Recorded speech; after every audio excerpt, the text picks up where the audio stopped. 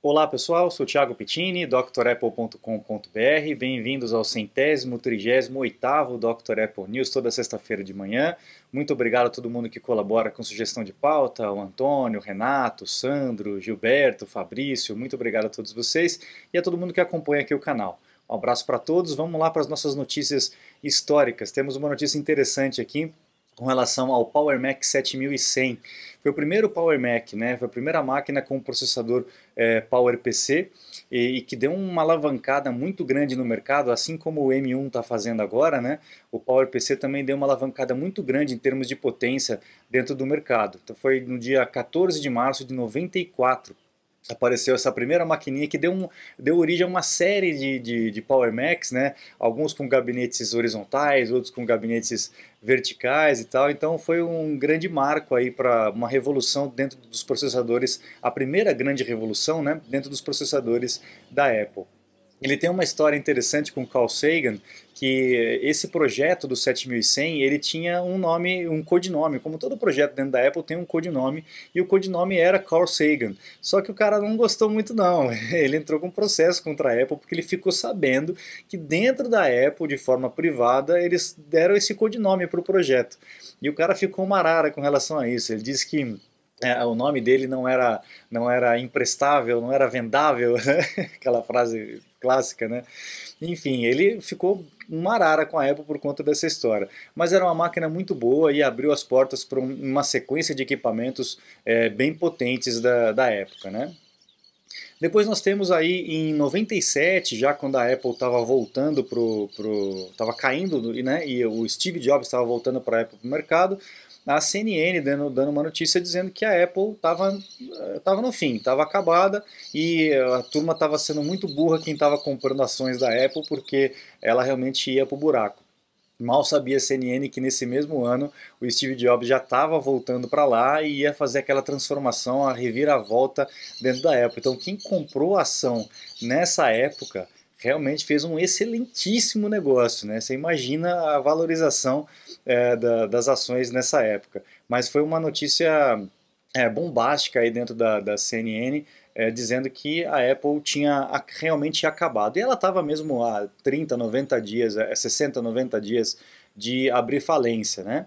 E aí o Jobs veio e acabou voltando tudo do jeito que era antes e ainda melhor, né? Melhorando ainda mais as finanças da empresa. Bom, essa semana tivemos notícias boas, né, de uma atualização grande, né, não é aquela atualização apenas complementar com questões de segurança, mas uma atualização que trouxe bastante novidade para os nossos equipamentos. Então, saiu o iOS 15.4, o iPadOS 15.4 também, com a possibilidade de você desbloquear o equipamento utilizando a máscara, o que é um pouco preocupante, porque diminui um pouco a questão da segurança, mas é mais fácil, né, abre mão de uma coisa para ter outra. E entrou também a questão do Universal Control, que é aquele recurso de você passar informações de um Mac para o outro, sem você precisar fazer nenhum tipo de ligação via cabo ou algo muito complexo. Eu estou preparando um vídeo para mostrar esse recurso completo para vocês, e realmente é de cair o queixo. Fazia tempo que eu não via um recurso tão legal assim, funcionando de uma forma tão fácil, tão mágica, né, como Steve Jobs costumava dizer nas suas apresentações. É algo, para quem já mexe com informática, é algo realmente mágico, né? Não tem como descrever dessa forma. Os caras fizeram um trabalho realmente muito bom. Vamos ver como é que isso vai funcionar na prática, no dia a dia, né? Provavelmente vai ter alguns glitchzinhos, alguns errinhos, mas comigo aqui tem funcionado muito bem e eu estou muito satisfeito com esse recurso. Espero que vocês gostem também. Então vamos lá. Também teve atualização para o macOS Monterey 12.3, que é justamente para poder adequar a esse Universal Control, o Spatial Audio, o Dynamic Head Tracking, etc. Né? Que é justamente aquele recurso do fonezinho de ouvido identificar a posição da sua cabeça e ajustar o som para funcionar direitinho. Né? Então são atualizações com implementações de recursos novos, o que demorou para acontecer, né? A Apple tinha anunciado o Universal Control no ano passado, e foi sair só agora em março. Mas enfim, melhor demorar um pouquinho e sair da forma certa, né, do que entrar que nem o Maps, por exemplo, do iOS, né, e que já foi colocado às pressas e cheio de erros graves, né? Mas enfim, temos essas atualizações e também com correções e implementações de segurança. Então, como eu costumo sempre dizer, é importante que a gente mantenha a máquina atualizada, tá? Temos também aqui nas atualizações, vamos lá para a próxima, aqui, atualização para o HomePod, né, o HomePod 15.4 também, o tvOS 15.4, o que dá suporte para você conectar para Captive Wi-Fi Networks. O que é o Captive Wi-Fi? Quando você se conecta numa rede de uma empresa ou de um local público, por exemplo, um clube, enfim, uma loja, às vezes você tem aquela segunda etapa de autenticação, né? Você se conecta ao Wi-Fi e aí você tem que colocar um login e uma senha. Lembra do PPPoE, né? Ou PPPoE que a gente tinha antigamente na internet discada, né? Que você conectava, fazia aqueles barulhos e tal, aí depois você tinha que colocar o teu login e senha. É mais ou menos isso, vamos dizer assim. A gente não conseguia fazer isso no Apple TV. Era uma falha aí com relação a isso. Óbvio, a Apple não imaginava que a gente ia ficar levando o Apple TV para lá e para cá, né?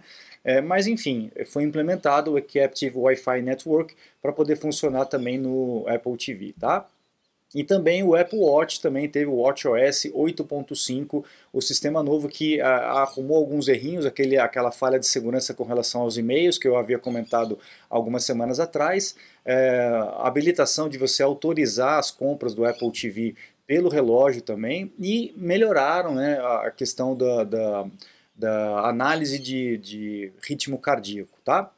Então é importante a gente fazer a atualização desses softwares, e no caso do Apple Watch, um grande recurso que foi implementado é a possibilidade de você restaurar o seu Apple Watch utilizando o iPhone. É óbvio que a gente fazia já isso antigamente, né? A gente fazia toda a interação, faz toda a interação do Apple Watch com o iPhone.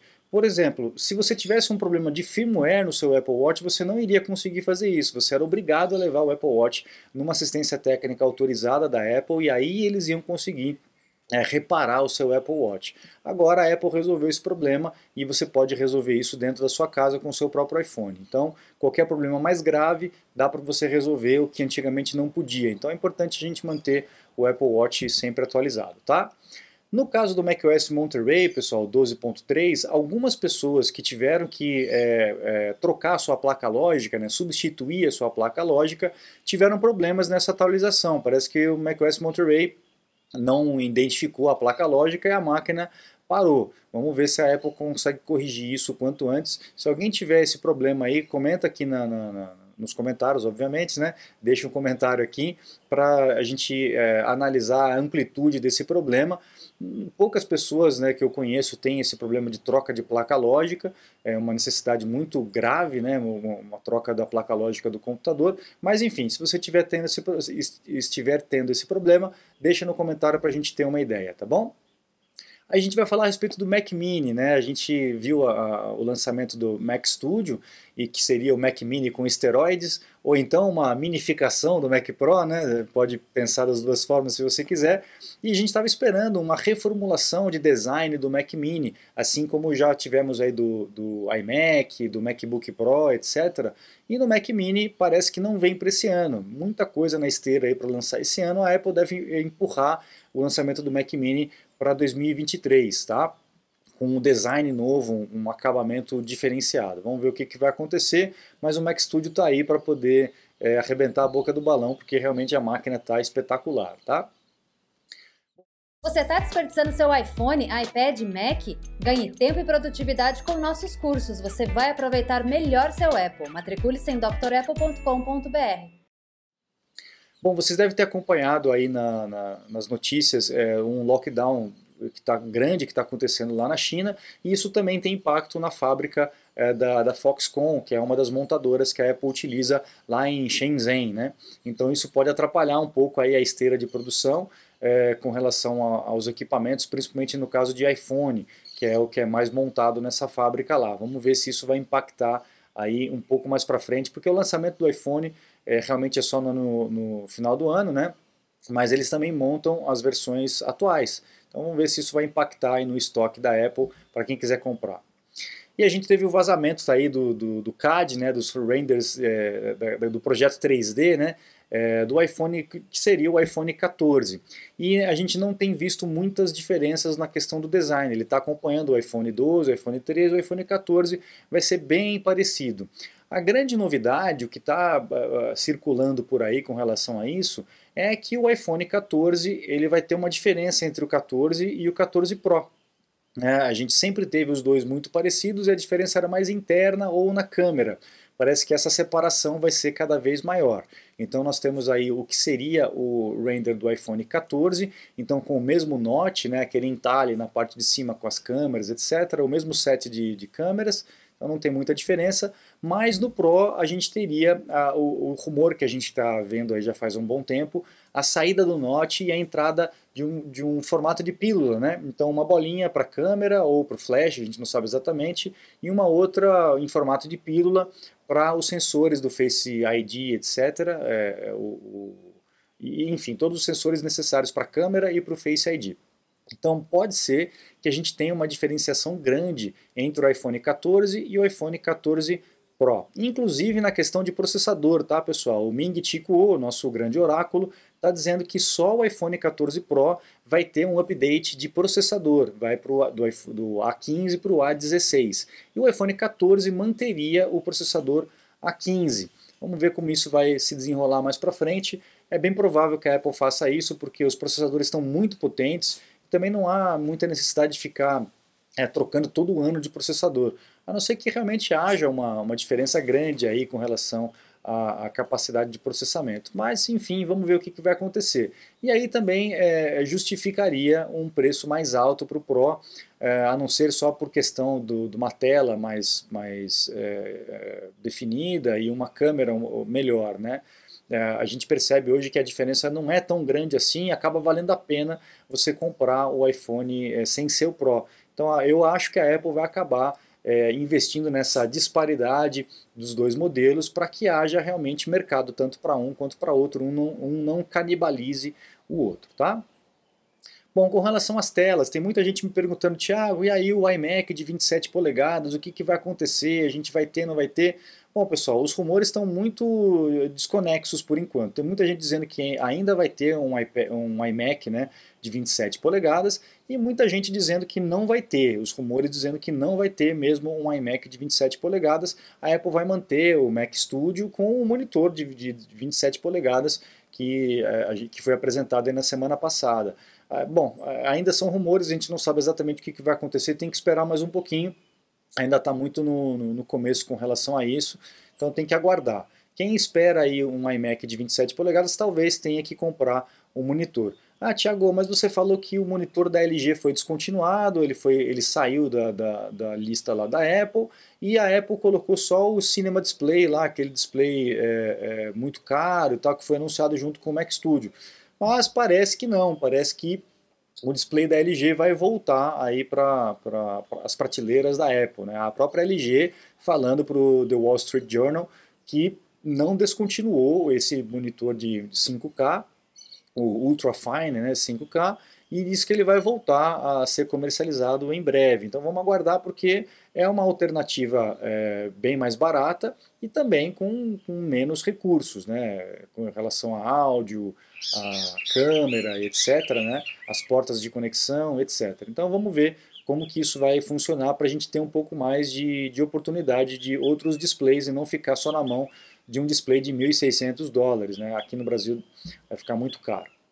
Bom, aí uma notícia mais preocupante com relação à União Europeia, com aquele avanço político, né, e jurídico com relação à política das empresas, está cada vez mais apertada essa questão do sideloading, né, que é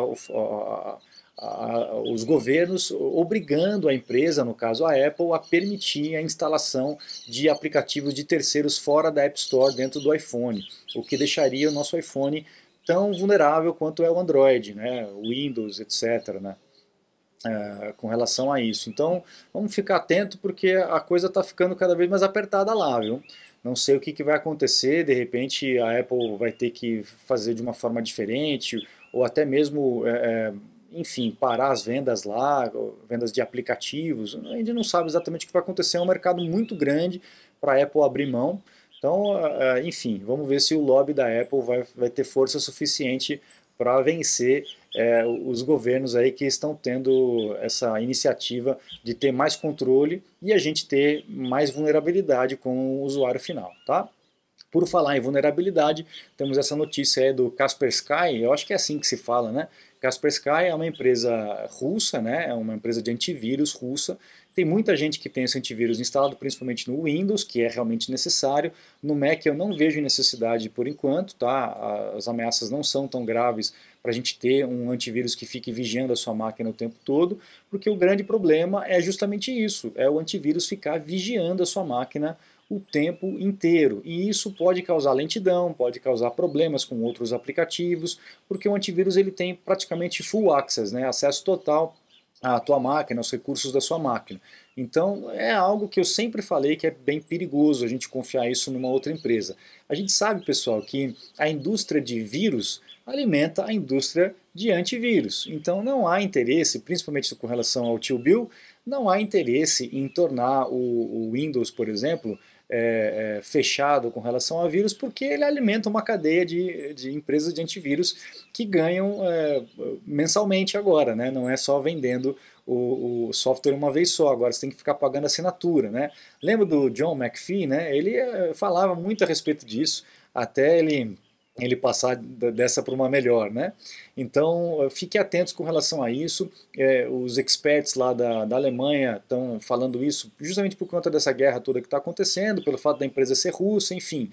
Tem aquela brigaiada toda de indústria, obviamente, né, com relação a isso, um querendo capar o outro por conta dessa guerra, mas a gente sabe que isso tem razão. A gente sabe que os métodos utilizados lá, né, não são tão republicanos assim, vamos dizer, né? E também com relação à indústria mesmo do antivírus, que é uma indústria um pouco complicada da gente confiar. Graças a Deus, graças à Apple, né, a gente não tem ainda essa necessidade tão grande dentro do Mac com relação a antivírus instalado. Então, se você tem antivírus instalado, se a sua máquina está funcionando bem com ele, tudo bem, se você confia, não tem problema nenhum. Eu praticamente não, praticamente não, totalmente eu não uso antivírus, e nunca tive problema com relação a isso na minha máquina. E olha que eu boto minha máquina para rodar, testar um monte de coisa, né? Eu tenho que fazer isso porque é o meu trabalho. Mas realmente eu nunca tive dificuldade, nunca tive problema.